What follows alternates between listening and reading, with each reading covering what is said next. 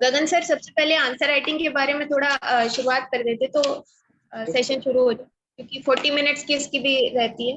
Okay, good evening everyone. मैं आपको किस तरीके से हमें आंसर राइटिंग करनी है, क्योंकि आंसर राइटिंग का काफी बड़ा योगदान रहता है। हमारे जो जनरल स्टडीज के 4 पेपर है और ऐसे पेपर, ये 5 पेपर में जो आंसर राइटिंग है काफी ज्यादा इंपॉर्टेंस रहती है। तो इसकी जो एक ब्रॉड रणनीति बता देता हूँ कि किस तरीके से हमें आंसर राइटिंग करनी है। इसके साथ साथ ही थोड़ा नोट्स के बारे में बता दूंगा कि नोट्स में किस तरीके से आप आपकी जो आंसर राइटिंग है उसको बेहतर कर सकते हो। आंसर राइटिंग में जनरली हम 3 पैटर्न अपने माइक को रखिए अपने के लिए। सर आप करिए ना सभी के माइक को म्यूट, फिर ये ऑन नहीं कर पाए।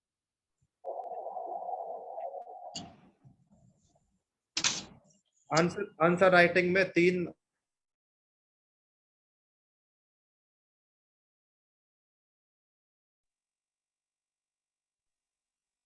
गगन ऑडियो नहीं आ रहा है।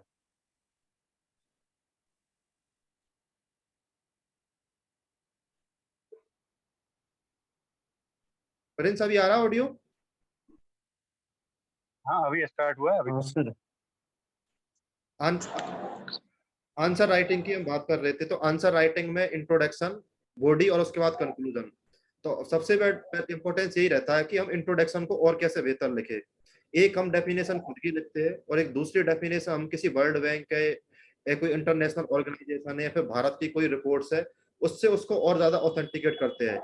जैसे एग्जाम्पल के लिए अगर कोई क्वेश्चन हमारे सेल्फ हेल्प ग्रुप का पूछा है या सिविल सोसाइटी का पूछा है या फिर एनजीओ का क्वेश्चन पूछा हुआ है, तो मैं क्या करता था कि पहले से डेफिनेशन प्रिपेयर कर लिया था कि वर्ल्ड बैंक की, कि जब एनजीओ की कोई डेफिनेशन लिखनी है तो वहां पर लिखो कि विश्व बैंक के अनुसार एनजीओ ये होता है।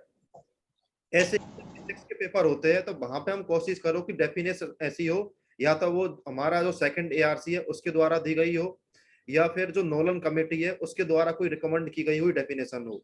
तो इस तरीके से हम इंट्रोडक्शन लिख सकते हैं। और इंट्रोडक्शन में और कैसे कर सकते हैं, या फिर हम कोई रिपोर्ट्स आई है, जैसे अगर महिलाओं से संबंधित कोई मुद्दा है तो उसमें हम ग्लोबल जेंडर गैप रिपोर्ट का यूज कर सकते हैं। या क्वेश्चन को पढ़ के हम उसका कंटेक्स्ट बता सकते हैं कि किस कंटेक्स्ट में ये क्वेश्चन पूछा गया है। जैसे इस बार एथिक्स में एक क्वेश्चन आया था कि हरियाणा में लास्ट ईयर एक डीएसपी की हत्या कर दी गई थी माइनिंग के केस में। तो वहां पे हम वो कंटेक्स्ट लिख सकते हैं कि हरियाणा में इस प्रकार की घटना पहले से हुई है। इस तरीके से हम इंट्रोडक्शन लिख सकते हैं और इंट्रोडक्शन में हम या उसकी डेफिनेशन लिख सकते हैं, कंटेक्स्ट है, डेटा है, रिपोर्ट्स है, इन सारी चीजों का यूज कर सकते हैं। और ज्यादा से ज्यादा ये हो कि इंट्रोडक्शन हमारा मैक्सिमम 3 और 4 लाइन का ही होना चाहिए। इससे ज्यादा अगर हम आधे पे अगर इंट्रोडक्शन लिखेंगे तो उसका नुकसान ये होगा कि हमारे जो मेन पार्ट है वो काफी ज्यादा छूट जाएगा। अब सेकंड हमारी जो बॉडी है ये काफी ज्यादा इंपॉर्टेंट है। तो मैं इसमें क्या करता था कि अगर 10 नंबर का क्वेश्चन है तो कोशिश करो कि आपके आंसर में 10 पॉइंट हो, और 15 नंबर का क्वेश्चन है तो उसमें लगभग 15 पॉइंट हो। तो 10 नंबर के क्वेश्चनों को जनरली आप 2 पार्टों में डिवाइड कर दो, या तो वो क्वेश्चन में 2 पार्ट रहते ही है, अगर नहीं रहते तो उसमें अगर चैलेंजेस पूछे हुए हैं तो चैलेंजेस के बाद हमें वे फॉरवर्ड में 2 या 3 पॉइंट लिख दीजिए। तो जो हमारी बॉडी पार्ट है उसमें सबसे ज्यादा इंपॉर्टेंट है कि हम उसमें वैल्यू एडिशन किस तरीके से कर सकते हैं। तो वैल्यू एडिशन के लिए आप कोई केस स्टडीज लिख सकते हो, कोई बेस्ट प्रैक्टिस रिपोर्ट है, किस कंटेक्स्ट में है, कमेटी है, काफी सारे कमीशंस बने हुए हैं, डेटा है, फैक्ट्स है, काफी सारे ट्रेंड्स है। जैसे कोई इकोनॉमी का कोई क्वेश्चन है तो उसमें किस तरीके से ट्रेंड बढ़ रहा है या फिर कम हो रहा है, इसका यूज कर सकते हैं। डायग्राम्स, अब डायग्राम में हम ज्यादातर अब क्या हम बड़ा एक पेज में एक डायग्राम बनाने की बजाय हम छोटे छोटे जो माइक्रो डायग्राम होते हैं उन पे ज्यादा कोशिश करनी चाहिए। और उसके अलावा मैप, जैसे मैप का हम कहाँ, जैसे अगर कोई आईआर का क्वेश्चन है, इंटरनल सिक्योरिटी का क्वेश्चन है, का क्वेश्चन है, हम मैप हैं।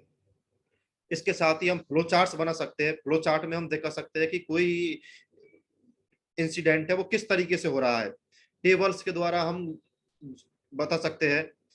पाई चार्ट्स, अगर जैसे हमारा एनर्जी कोई क्वेश्चन पूछा हुआ है तो हमारा जो एनर्जी मिक्सर है उसको हम पाई चार्ट से दिखा सकते हैं कि कैसे कोयले में कितना होगा, रिन्यूएबल कितना है और न्यूक्लियर कितना है। इसके साथ ही कुछ कोट्स का भी हम यूज कर सकते हैं। फेमस पर्सनालिटी, प्रधानमंत्री की कोई बात है, चीफ जस्टिस ऑफ इंडिया है, तो इन सारी चीजों का हम हमारी जो बॉडी है उसके अंदर हमें यूज कर सकते हैं। अब आता है कि एक कंक्लूजन। कंक्लूजन में क्या करना है कि जैसे मैं ये करता था, अगर किसी क्वेश्चन में चैलेंजेस पूछे हुए हैं तो कंक्लूजन या फिर वे फॉरवर्ड में आप उसके किस तरीके से हम वो चैलेंजेस है उनको निवारण करेंगे वो हम लिख सकते हैं। कंक्लूजन हमारा हमेशा एक सकारात्मक होना चाहिए, आशावादी होना चाहिए। उसमें हम कुछ और नई बात बता सकते हैं कि किस तरीके से इतने सारे जो चैलेंजेस है उनको हम हटा सकते हैं फिर कम कर सकते हैं। तो ये एक तरीके से जो ब्रॉड ओवरव्यू हो गया आंसर राइटिंग का। लेकिन इस आंसर राइटिंग में काफी चीजों कहाँ कहाँ से हमको और हमें सुधार करना है, उसके लिए हमको देखना पड़ेगा यूपीएससी का सिलेबस। यूपीएससी के सिलेबस जितनी भी की टर्म दी हुई है उन की टर्मों का आप अच्छे से खुद के एक नोट्स बना सकते हो।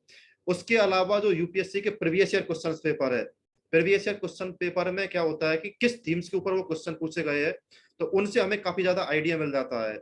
जैसे मैक्सिमम जो सोसाइटी के क्वेश्चन है, इंटरनल सिक्योरिटी के क्वेश्चन है, गवर्नेंस के क्वेश्चन है, उनमें काफी ऐसी चीज होती है कि हर 1 या 2 साल में क्वेश्चनों का रिपीटिशन होता है। इसके अलावा क्या है कि इतना सारी चीज पढ़ने के बाद प्रैक्टिस प्रैक्टिस बहुत ज्यादा इंपॉर्टेंट है। प्रैक्टिस आप पहले डेली प्रैक्टिस कर सकते हैं, डेली आप एक आंसर लिखिए, उसके अलावा धीरे धीरे आप दिन में 2 आंसर लिखिए, और उसके बाद आप वीकली में एक फुल लेंथ पेपर भी लिख सकते हो जब आपकी प्रिपरेशन लगभग पूरी हो गई हो। और ये मत कीजिए कि आपने जब पहले दिन ही प्रिपरेशन स्टार्ट की तो उसी दिन आप आंसर राइटिंग करने लग गए, क्योंकि आंसर राइटिंग के अंदर कंटेंट के साथ साथ हमारे पास प्रेजेंटेशन है और जो क्वालिटी है ये काफी ज्यादा जरूरी है। इसके अलावा जैसे कुछ और चीजों का हम किस तरीके से यूज कर सकते हैं, जैसे एक मैं ज्यादातर चीज यूज करता था आंसर राइटिंग में रिवर्स इंजीनियरिंग। जैसे यूपीएससी ने काफी सारे ऐसे क्वेश्चंस पूछे गए हैं आंसर राइटिंग जो मेंस एग्जाम में अलग अलग पेपरों में, जिनका कि हम रिवर्स यूज कर सकते हैं। जैसे एक बार साइबर डोम के बारे में पूछा था कि साइबर डोम के बारे में कुछ बताना था इंटरनल सिक्योरिटी में। अब हम साइबर डोम का कोई भी क्वेश्चन अगर इंटरनल सिक्योरिटी का आए तो उसमें हम, और साइबर सिक्योरिटी से रिलेटेड है, तो वहां पे हम सीधा सीधा जो साइबर डोम को एज एग्जांपल्स के रूप में यूज कर सकते हैं। तो ये हो गया कि एक आंसर राइटिंग को आप किस तरीके से बेहतर कर सकते हैं। बाकी Kritika. Thank you sir, thank you sir, thank you. अब नेक्स्ट जो बहुत सारे क्वेश्चंस हैं, जैसे संध्या कुमारी, बागचंद जनगेड़, अमन, इन सब ने मिलकर के नोट्स मेकिंग पर स्पेसिफिकली पूछा है। इसी तरह अविनाश का भी क्वेश्चन था कि सेगमेंट वाइज नोट्स कैसे बनाने हैं, तो हम लोग उसको कवर करते हैं। सबसे पहले ये समझ लो कि नोट्स बनाने क्यों है। नोट्स बनाने हैं सबसे पहले आपका क्विक रिवीजन हो जाए इसलिए, दूसरा आपको बहुत सारे सोर्सेस से अलग अलग ना पढ़ना पड़े, आपका एक जगह इकट्ठा हो जाए पूरा मटेरियल, इसके लिए नोट्स बनाने, और तीसरा आपकी राइटिंग प्रैक्टिस हो जाए इसलिए। इन 3 पॉइंट्स को जब आप ध्यान में रख करके नोट्स बनाएंगे तो आपकी नोट्स मेकिंग अच्छी होगी। दूसरी बात ये ध्यान रखो कि जब आप सिनॉप्सिस बना लेते हो, एक माइंड मैप बना लेते हो पूरे टॉपिक का, तो आपको मेंस में आंसर लिखते समय पॉइंट्स तुरंत याद आते रहते हैं, तो आपका आंसर एक फ्लो में जल्दी जल्दी लिख जाता है। तो इस तरह से आपको अपनी नोट्स मेकिंग इन लक्ष्य को ध्यान में रख करके करनी है। किसके नोट्स बनाने हैं उसको भी थोड़ा देख लो। सबसे पहले कुछ ऐसे टॉपिक्स हैं जो बहुत बिखराव के साथ फैले हुए हैं, अपने सिलेबस से आप टॉपिक उठाओ और आपको लग रहा है कि 3-4 जगह से इसका मटेरियल मिल रहा है, तो उसको आप अपने एक जगह पर एकत्रण उसका कर लो। जैसे कि अभी एक स्क्रीन शेयर करते हैं, स्क्रीन शेयरिंग का ऑप्शन है, केवल होस्ट के पास है। चलिए, शेयर नहीं हो पा रहा है अभी, तो हम लोग अभी देखेंगे उसको, चाहेंगे तो टेलीग्राम पे डाल देंगे। इसमें क्या है कि टॉपिक वाइज किस तरह से नोट्स का कवरेज करना है उसको, वहां पर एक पार्लियामेंट्री ओवरसाइट का मेरा नोट है, उसको पीआरएस इंडिया, मेंस 365 और लक्ष्मीकांत तीनों से जोड़ करके बनाया है। तो एक पेज में तीनों जगहों से लेकर के, सोर्सेस से लेकर के पॉइंट्स को लिख लिया है, तो वो आप एक बार रेफर करना। टेलीग्राम, यहाँ नहीं हो पाएगा शेयर तो टेलीग्राम पे होगा, तो आपको समझ में आएगा कि नोट्स एक्चुअली बनाने कैसे हैं। इसी तरह से जो नोट्स के टेम्पलेट होते हैं, एक पेज को 3-4 पार्ट्स में जब आप डिवाइड कर लेते हो तो आसानी से चीजें आपको रिकॉल करने में एग्जाम में आसानी होती है। इसके अलावा एक क्वेश्चन था वो पिक्टोरियल रिप्रेजेंटेशन का था, वो मेरे ख्याल से गगन सर ने अच्छे से कवर कर लिया है। बाकी एक दीक्षा का क्वेश्चन था कि रेड बुक क्या हिंदी में उपलब्ध है या नहीं है, तो वो उपलब्ध नहीं है, लेकिन रेड बुक से हमें एग्जांपल्स लेने हैं, तो उसको भी मैंने हिंदी में ट्रांसलेट किया था। एक ऋषिका का एग्जांपल, ऋषिका का एक क्वेश्चन था कि ट्रांसलेशन करना कैसे है, जो इंग्लिश का डॉक्यूमेंट है उसको हिंदी में कैसे लाना है, तो उसकी वेबसाइट का नाम आप चाहें तो लिख सकते हैं। वेबसाइट का नाम ऑनलाइन डॉक ट्रांसलेटर है। तो यहाँ पर आप पीडीएफ को अपलोड करेंगे, वो आपको इंग्लिश से हिंदी में वो पूरा पीडीएफ ट्रांसलेट करके दे देगा। बाकी गूगल ट्रांसलेटर है ये, तो गूगल ट्रांसलेटर से भी आप डॉक को पूरा पूरा हिंदी में ट्रांसलेट कर सकते हैं। कुछ समस्याएं रहती हैं, ट्रांसलेशन बहुत अच्छा तो नहीं होता है, लेकिन एक ऐसा स्तर का होता है कि आपको बातें समझ में आएंगी। आगे प्रिंस सर टाइम मैनेजमेंट को लेकर के सबसे पहले कवर करेंगे, तो Prince sir. Excuse me ma'am आपसे एक क्वेश्चन है, कृतिका मैम आपसे। जी जी मैम हिंदी ऑप्शन में मैं बहुत कंफ्यूज हूँ कि जैसे उसका कंटेंट दृष्टि का अवेलेबल है, तो उसमें जैसे एक तो आती है 13 बुकलेट्स और 4 क्लास नोट्स आते हैं, तो मैम इसमें कंफ्यूजन होता है कि हमें क्लास नोट्स पढ़ें या फिर 13 बुकलेट पढ़ें।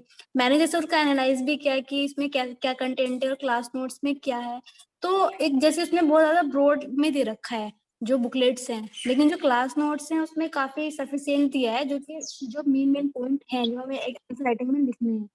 तो हम लेकिन अब है कि मैं बुकलेट्स पढूं या क्लास नोट से डायरेक्ट उसको रिवाइज करती रहूं उसको पढ़ पढ़ के बस, तो मैम आप इसको थोड़ा क्लियर। हाँ, क्लास नोट्स को तो रेफर करना ही है, लेकिन बुकलेट को हम लोग पूरा नहीं छोड़ सकते हैं। बुकलेट अगर आप कोशिश करो एक बार पढ़ ले जाओ, पूरी रीडिंग मार ले जाओ, तो वो आपके लिए हेल्पफुल ही रहेगा। आपके आंसर्स का एक स्ट्रक्चर बन जाएगा और पॉइंट्स आराम से याद आएंगे, क्योंकि जितना ज्यादा पढ़ोगे मेंस में याद करना, रिकॉल करना इंपॉर्टेंट होता है, सिर्फ कॉपी से उतना नहीं हो पाएगा। इसलिए प्रिंटेड मटेरियल तो आपको पढ़ना ही पड़ेगा। कोशिश ये कर सकते हो कि प्रिंटेड मटेरियल का माइंड मैप जैसे एक पेज में सिनॉप्सिस हो जाता है ना, अगर प्रिंटेड मटेरियल को बार बार नहीं पढ़ सकते हैं तो कम से कम एक अपना सिनॉप्सिस तैयार कर सकते हैं जो लास्ट में रिवाइज कर लेंगे। ठीक है। Okay ma'am. मैम लेकिन एक पेन ड्राइव कोर्स भी आता है, पेन ड्राइव कोर्स की जैसे 7 बुकलेट आती हैं, तो मैम करनी वो भी पढ़नी है या फिर उनको नहीं पढ़ना है मतलब? नहीं नहीं, पढ़ना है, उन सभी को पढ़ना है। वो इम्पोर्टेंट है, उसको छोड़ नहीं सकते हम लोग। ठीक है। मैम एक क्वेश्चन था मैम, पूछ सकता हूँ? जी जी बताइए।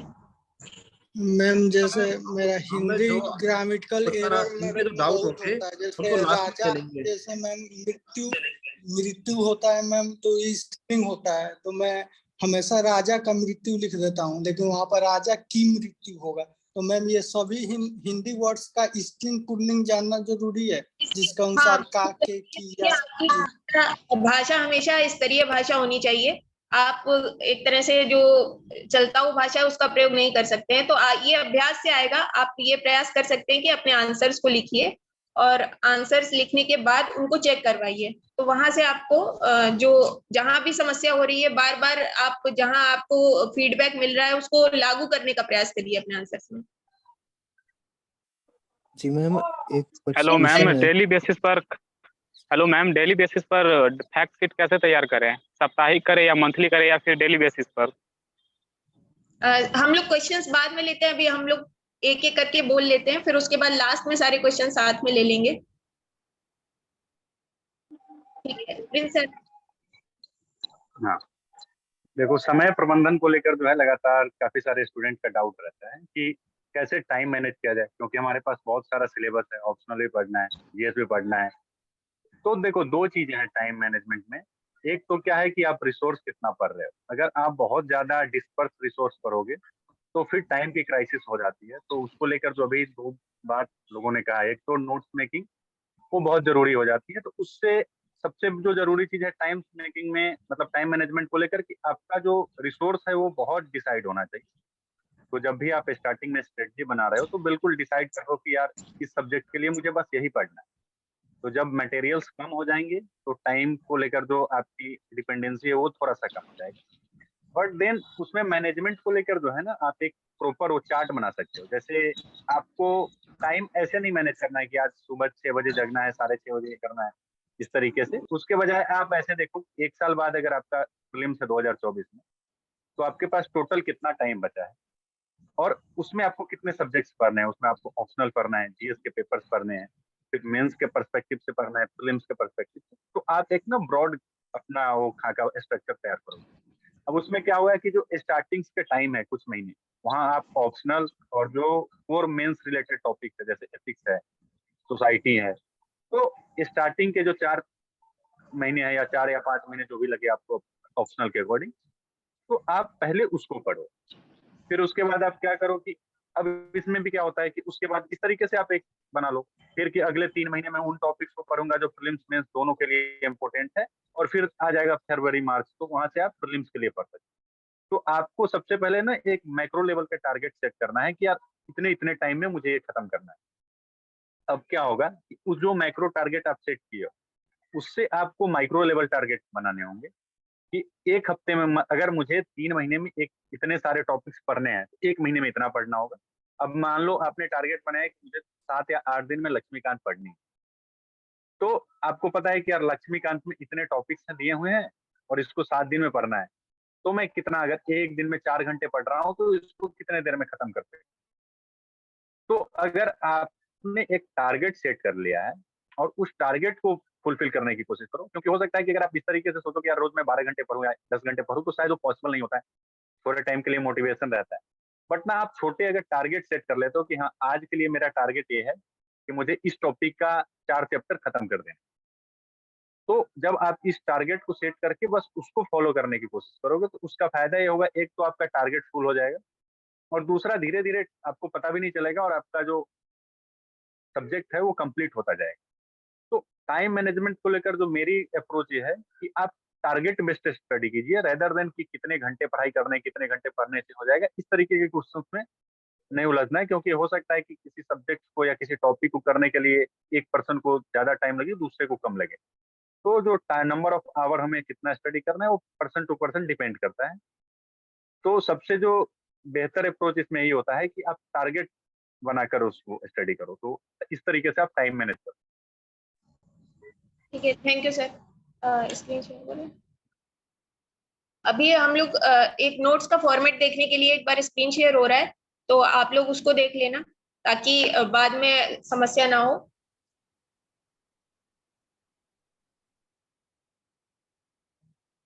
आ रहा है। ये देखिए, ये संसदीय नियंत्रण जो रहता है उसके ऊपर ये नोट्स पीआरएस से जैसे आप देखो तो यहाँ पर कुछ अगर डाटा मिल रहा है तो उसको आप अच्छे से एनालाइज कर सकते हो। साथ में यहाँ ऐड करते जाओ जो भी डाटा मिल रहा है। यहाँ देखो ये पूरा ओवरऑल 3 पार्ट्स में है। एक सदन में नियंत्रण कैसे होता है, समितियों द्वारा नियंत्रण कैसे होता है, और तीसरा वित्तीय नियंत्रण कैसे होता है।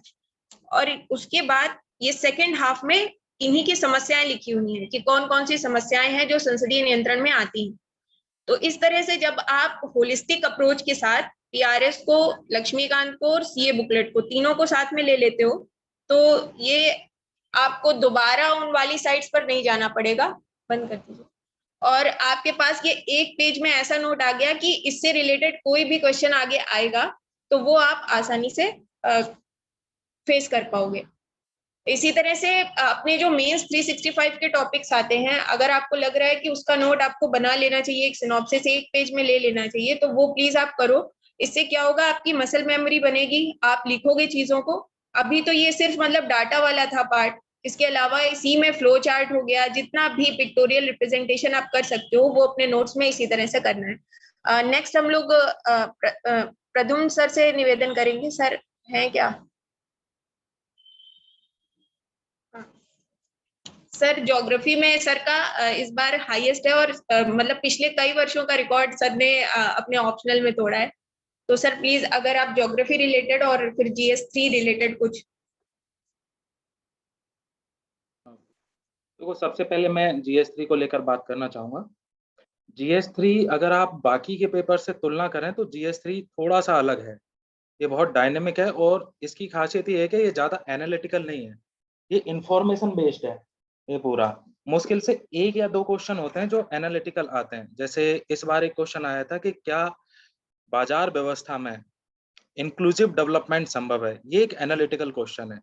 इसके अलावा अधिकांश जो क्वेश्चन आते हैं वो डायरेक्ट फैक्ट बेस्ड आते हैं कि आपको ये पता है, इसके बारे में प्रोज कॉन्स बताइए, इसका क्या इम्पैक्ट है और वे फॉरवर्ड बताइए। और वो सारा का सारा जो मटेरियल है वो इंफॉर्मेशन बेस्ड ही होता है। तो इसके लिए आपको ये स्ट्रेटेजी अपनानी होगी कि सबसे पहले तो आप इसके सिलेबस को कॉम्प्रिहेंड करें, और दूसरी आती है आंसर राइटिंग की व्यवस्था कि इसमें आंसर राइटिंग कैसे करना है। इसमें आंसर राइटिंग के लिए बहुत जरूरी है कि आप न्यूज़पेपर से या अच्छे जो रीडिंग मटेरियल्स हैं उनको पढ़कर वहां से facts, examples and case studies उन सबको एक अलग पन्ने में रखें और उनको डेली रट्टा मारें ताकि उनका ज्यादा से ज्यादा आप यूज कर सको। जैसे आप कोई भी क्वेश्चन लिख रहे हो कि फॉर एग्जांपल भूस्खलन को लेकर, लैंडस्लाइड्स को लेकर, तो जनरली लैंडस्लाइड को लेकर क्वेश्चन जो डिजास्टर मैनेजमेंट में आता है कि क्या कारण है लैंडस्लाइड्स के, इसके क्या इम्पैक्ट हो सकता है और इसको प्रिवेंट करने के लिए एनडीएमए के गाइडलाइंस क्या क्या हैं। तो इन सब में अगर आप कारण लिखने जा रहे हैं तो कारण 2 तरह के होते हैं, नेचुरल एंड मैन मेड।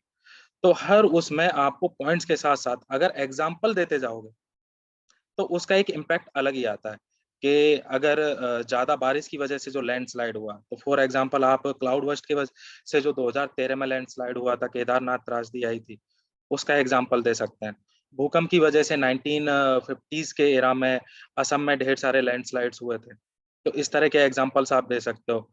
और आप ये कर सकते हो कि मैन मेड में अगर एग्जांपल देना है तो डिफोरेस्टेशन की वजह से केरला में एक सॉइल पाइपिंग की समस्या है, उसकी वजह से 2018 और 19 की वहां पर जो फ्लड्स आई थी वो इसी लैंडस्लाइड्स की वजह से आई थी। तो इस तरह से आप एग्जांपल्स दीजिए। उसके बाद एनडीएमए की गाइडलाइंस हैं, उन सबको एज इट इज याद करिए और उनको वहां पर आपको लिख कर आना है। दूसरी बात, एक इसमें अच्छी बात यह है कि अगर कंक्लूजन पर आप ये कर सकते हैं कि चूंकि टॉपिक फिक्स होता है, अगर इकोनॉमी में गरीबी पर कोई भी क्वेश्चन पूछा जा रहा है, गरीबी पर 50 तरह के क्वेश्चन पूछे जा सकते हैं, लेकिन उन सबका कंक्लूजन सेम होगा। आप इस तरह हर टॉपिक पर अच्छे अच्छे कंक्लूजन्स इकट्ठे करिए। साइंस टेक के मान लो 2 या 3 सवाल आते हैं तो सब पे आप एक होलिस्टिक कंक्लूजन तैयार कर सकते हैं। डिजास्टर के 2 क्वेश्चन आते हैं तो आप 2 या 3 कंक्लूजन अच्छे अच्छे पहले से तैयार रखें। नक्सलवाद पर हर अल्टरनेटिव ईयर जो क्वेश्चन है वो लगभग रिपीट होता है। हर साल आतंकवाद पर कुछ ना कुछ रिपीट होता है, तो उन पर कॉन्क्लूजन्स आप लोग तैयार रखें। इकोनॉमी पर भी एग्रीकल्चर के मैक्सिमम पॉसिबल जितने भी क्वेश्चन हैं आप ब्रेनस्टॉर्मिंग करिए।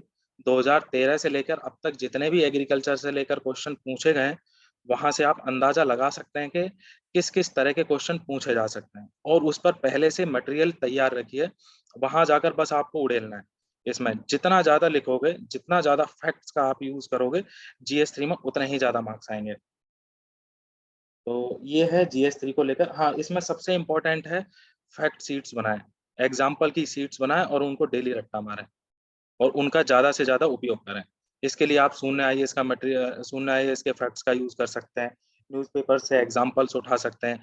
आईएएस बाबा का जो टीएलपी प्रोग्राम होता है उसमें लोग लिखते हैं आंसर्स, वहां से ले सकते हैं। टेस्ट पेपर्स हैं विजन के या किसी और के, वहां के मॉडल आंसर से उठा सकते हैं। तो आपको ये काम इसमें करना होगा। आप चाहें तो हर साल के जीएस 3 के पेपर्स देख सकते हैं, वो केवल और केवल इंफॉर्मेशन बेस्ड होते हैं। अब इसके बाद आते हैं ज्योग्राफी पर। देखिए, ज्योग्राफी बहुत ही लेंदी और ट्रिकी सब्जेक्ट है। इसमें नो डाउट नंबर लाना थोड़ा सा टफ रहता है। और पिछले कुछ साल से, खासकर 2017 से, उन्होंने पैटर्न बहुत ही अजीब कर दिया ज्योग्राफी का। ज्योग्राफी में मैं आपको ऐसा नहीं है 5 मिनट में ऐसा कुछ बता नहीं सकता, 5-10 मिनट में, कि क्या करें आप एग्जैक्टली। लेकिन आप सबसे पहले तो जो स्टैंडर्ड बुक्स हैं उनको अच्छे से पढ़िए। हर एक वो मैं शेयर कर दूंगा कि हर एक टॉपिक के लिए क्या क्या स्टैंडर्ड बुक्स हैं। उसके अलावा मैं अपने नोट्स भी शेयर करूंगा। फिर आप ये कर सकते हैं कि जो 500 प्लस करके एक कोर्स चलाते हैं हिमांशु सर, गाइडेंस आईएएस के, उसके नोट्स आपको क्लास नोट्स मार्केट में मिल जाएंगे। आप उनको अच्छे से पढ़िए। फिर इसके साथ ज्योग्राफी की एक अच्छी बात यह है कि आपको इसमें ज्यादा आंसर राइटिंग नहीं चाहिए, लेकिन आपको इसमें ब्रेनस्टॉर्मिंग बहुत चाहिए। तो आप पिछले जो 30 इयर्स के क्वेश्चंस आए हैं उनमें काफी सारे रिपीट होते हैं, तो आप उन 30 इयर्स के क्वेश्चंस को बस केवल उन पर ब्रेनस्टॉर्मिंग करिए लगातार। इसके साथ साथ जो हमारा पेपर 1 है ज्योग्राफी का, वो थ्योरेटिकल नॉलेज बहुत मांगता है और एग्जाम्पल्स उसके लिए चाहिए। एग्जाम्पल्स भी स्टैंडर्ड एग्जाम्पल, ऐसा नहीं कि हम अपनी मर्जी से कुछ भी एग्जाम्पल दे दें, क्योंकि वो थ्योरेटिकल है उसका जो नेचर है पेपर 1 का। तो आप थ्योरीज को अच्छे से पढ़िए, उसके एग्जाम्पल्स के लिए कलेक्ट करिए। वो आपको स्टैंडर्ड गाइड्स में ज़्यादा एग्जाम्पल नहीं मिलेंगे। इसके लिए आप विकिपीडिया का यूज़ करिए, सबसे अच्छा सोर्स विकिपीडिया है इसके लिए। आप न्यूज़पेपर आर्टिकल्स का यूज़ करिए, या फिर और भी सर्च कर सकते हैं गूगल पर। मैंने रिसर्च आर्टिकल्स कुछ पढ़े थे और तब जाकर जो केस स्टडीज हैं वो इकट्ठा की थी। इसके बाद आप जब पेपर 2 है ज्योग्राफी का पेपर 2 जो है वो, उसमें आपको जो कि इंडियन ज्योग्राफी का है वो जीएस टाइप का ही होता है, लेकिन आप सिर्फ जीएस टाइप का नहीं लिखेंगे उसे। उसके लिए जरूरी है आप जो पेपर 1 में जो यूज किया है, जो हमने थ्योरीज पढ़ी हैं, उनको यूज करें। ज्यादा भी यूज नहीं करना है। मैंने एक बार अपने अटेम्प्ट में ये गलती करी थी 2019 में आई थिंक, जिसमें बहुत ज्यादा थ्योरीज का यूज किया था पेपर 2 में, तो उसमें मार्क्स नहीं आए थे। मैक्सिमम एक क्वेश्चन में 1 या 2 थ्योरी का यूज करिए, उससे ज्यादा नहीं करना है। एक काम ये कर सकते हैं कि पेपर 2 में जनरली लोग उतनी मेहनत नहीं करते। पेपर 2 में जो सिलेबस है उस पर डायरेक्ट क्वेश्चन आते हैं, और सिलेबस के हर पॉइंट पर शॉर्ट नोट्स तैयार करिए, 1 पेज के शॉर्ट नोट्स, और उनको रट लीजिए। उन्हीं से क्वेश्चन आएंगे, उनको डायरेक्ट वहां पर लिख कर आना है। और एक बात ये है, हेलो मैम, मैं नीतू कुमारी। एक मिनट आप थोड़ा सा और रुकिए। इसके अलावा जो ज्योग्राफी का पेपर 2 है उसमें मैपिंग आती है, और मैपिंग आपकी जितनी ज़्यादा सही होती है उसी के अनुपात में आपको पेपर 2 में मार्क्स मिलते हैं। 10 मैपिंग आती हैं जो टोटल 20 मार्क्स की होती हैं। आप प्रयास करें उसमें से ज़्यादा मैपिंग सही करने का, आप इससे बच नहीं सकते। मैंने भी इस बार अपने जो लेटेस्ट जो अटेम्प्ट दिया था उसमें मैपिंग पर मैंने बहुत ज़्यादा काम किया था, और मेरी 10 की 10 मैपिंग सही हुई थी, तो उसकी वजह से पेपर 2 में मार्क्स आए। मैपिंग कहाँ से पढ़नी है, क्या करना है, वो मैं आपको इसी चैनल पर जो लिंक है और जो मटेरियल है वो मैं आपको शेयर कर दूंगा। ठीक है, ठीक है, थैंक यू। एक क्वेश्चन था हेलो हिंदी मैम, साहित्य। हिस्ट्री ऑप्शनल से रिलेटेड। हाँ, हम लोग प्रयास कर रहे हैं अभी, और जो भी टॉपर्स हैं अन्य सब्जेक्ट्स के वो हम लोग प्रयास करेंगे। आगे हम लोग जुड़े रहेंगे। आज की ये मीट शुरुआत है, आगे जो भी टॉपर्स आप लोगों के लिए अवेलेबल होंगे उनको इसी तरह से मीट के माध्यम से हम लोग जोड़ेंगे। एक राकेश कुमार का क्वेश्चन था व्याख्या को करने को लेकर के हिंदी साहित्य में। तो ये बात ध्यान रखिए कि आप जब उत्तर तैयार करते हैं अपने, तो वही आपको व्याख्या में विशेष में भी लिखना होता है। तो उत्तर तैयार करते समय आप तुलना, समानता, इस तरह के उदाहरण जब अपने किसी रचना से संबंधित तैयार करते हैं तो उनको ही व्याख्या में प्रयोग करिए। बाकी आप ऑप्शनल का चयन कैसे करें, इस पर प्रिंस सर अंत में कुछ थोड़ा बोलेंगे कि कौन से ऑप्शनल्स आपको चुनने चाहिए। हाँ हेलो। हाँ, तो ऑप्शनल को लेकर जो डाउट है मैं उसके बारे में बता दूं, तो उससे पहले मैं बता देता हूँ कि मैंने पहले 2 बार ज्योग्राफी से मेंस लिखा था, और हालांकि उस टाइम मुझे नहीं अच्छे मार्क्स नहीं आए थे। देन मैंने ऑप्शनल चेंज लिया। तो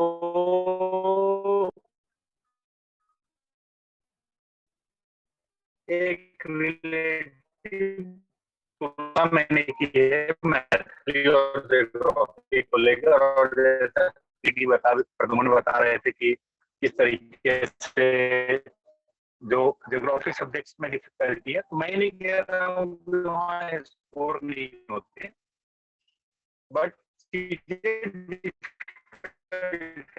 कुछ ऑप्शनल है वो आसान है। मतलब आपको ये समझना होगा यूपीएससी में कि वो लिखने के लिए होता है कि जरा और ऑप्शनल आर इक्वल, बट ये बात ऑब्जेक्टिवली करेक्ट नहीं है कि हर ऑप्शनल आपको इक्वली स्कोर देती है या फिर उसमें एफर्ट की जो आवश्यकता होती है। तो 3-4 चीजें हैं जिसको आप ध्यान में रख सकते हैं।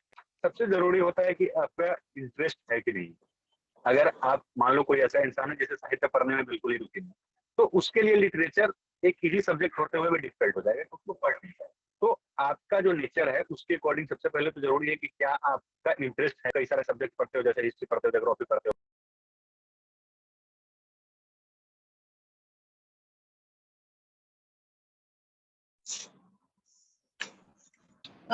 वॉइस ब्रेक हो रही थी। न्यूज़पेपर को लेकर के गगन सर 1 मिनट में लास्ट में एक बार बता दें न्यूज़पेपर रीडिंग को लेकर के। जैसे एक न्यूज़पेपर सब लोग अलग अलग पढ़ सकते हैं। कोई द हिंदू पढ़ता है, कोई इंडियन एक्सप्रेस पढ़ता है, या फिर काफी लोग जैसे मैंने जनरली वो दैनिक जागरण में फॉलो करता था डेली। इंटरव्यू के टाइम पे मैंने इंडियन एक्सप्रेस को फॉलो किया था। तो न्यूज़पेपर में आपको क्या करना है कि एज वैसे नहीं पढ़ना कि हमें इंफॉर्मेशन लेने के लिए पढ़ना है या फिर जस्ट नॉलेज लेने के लिए पढ़ना है। हमको ये देखना है कि एग्जाम के लिए हमारे लिए कौन कौन सी न्यूज इंपॉर्टेंट है। तो उसके लिए सबसे पहले क्या होना चाहिए कि हमें हमारा जो सिलेबस है वो सिलेबस अच्छे से पता होना चाहिए कि सिलेबस में हमारे कौन कौन सी टर्म दी हुई है, सिलेबस में हमारा क्या क्या है। जैसे हमने न्यूज पढ़ी, कोई भी न्यूज आई, जैसे डेवलपमेंट से रिलेटेड कोई न्यूज आई, सेल्फ हेल्प ग्रुप से रिलेटेड अगर कोई न्यूज है, और तब हमें पता हो जाना चाहिए कि हमारे जीएस पेपर 2 से रिलेटेड है, गवर्नेंस का क्वेश्चन है। अगर कहीं कहीं पे लैंडस्लाइड